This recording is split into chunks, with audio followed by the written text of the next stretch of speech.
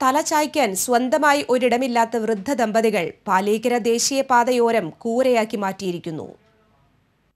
മാള സ്വദേശികളായ അജീറും ഭാര്യ പ്രേമയുമാണ് പാലിയേക്കര മേൽപ്പാലത്തിനടിയിൽ കഴിഞ്ഞുകൂടുന്നത്. അസുഖത്തെ തുടർന്ന് അജീറിന്റെ കാലുകളും വർഷങ്ങൾക്ക് മുൻപേ മുറിച്ചു കളഞ്ഞിരുന്നു. അജീറിനെ കൈവണ്ടിയിൽ ഇരുത്തിയാണ് ഭാര്യ പ്രേമ ഓരോ സ്ഥലങ്ങളിലേക്കും കൊണ്ടുപോകുന്നത്.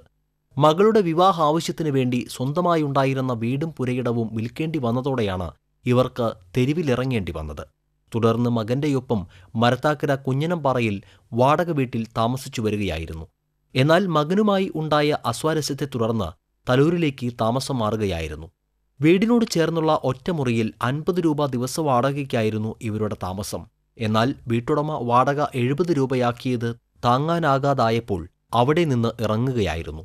ഭർത്താവിനെയും ഉന്തുവണ്ടിയിലിരുത്തി തള്ളി നടന്ന് ലോട്ടറി വിൽപ്പന നടത്തിയായിരുന്നു പ്രേമ ഉപജീവനമാർഗം കണ്ടെത്തിയിരുന്നത്.